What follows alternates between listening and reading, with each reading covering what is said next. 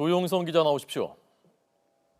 네, 서울중앙지방검찰청입니다. 네, 어떻게 진행되고 있습니까? 네, 박근혜 전 대통령에 대한 구속 전 피의자 신문은 1시부터 1시간 동안 휴정을 한 뒤 다시 시작해 1시간 정도 지났습니다. 영장실질 심사는 비공개로 이뤄지기 때문에 안에서 어떤 문답이 오가는지 정확한 상황을 알 수는 없지만 박 전 대통령은 주요 혐의인 뇌물 부분에 대해서 기업으로부터 뇌물을 받은 적이 전혀 없다며 강하게 무죄 취지 진술을 한 것으로 전해졌습니다. 1시간 전쯤 잠시 법정에서 나온 박 전 대통령 측 최명성 변호사는 기자들의 질문에 아직 진술에 반도 못했다고 말해 치열한 공방을 가늠케 했습니다. 앞서 박 전 대통령은 남색 정장에 다소 굳은 표정으로 법원으로 들어왔습니다. 뇌물 혐의를 인정하느냐는 취재진의 질문 등에 아무런 말 없이 포토라인을 지나쳐 법정으로 올라갔습니다. 영장실질심사는 강부영 판사가 직접 질문을 하면 박 전 대통령이 이에 대해 답변하는 형식으로 진행되고 이후 검찰 측과 박 전 대통령 측이 구속 여부를 두고 치열한 공방을 벌이게 됩니다.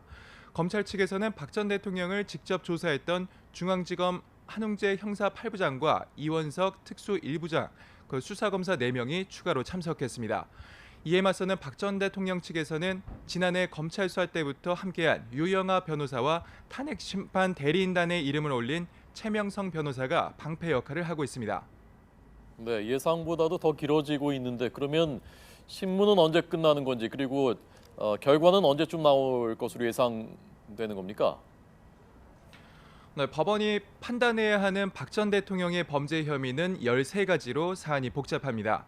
게다가 구속의 필요성을 판단하는 신문이기 때문에 이에 대한 판단도 내려야 하는데요.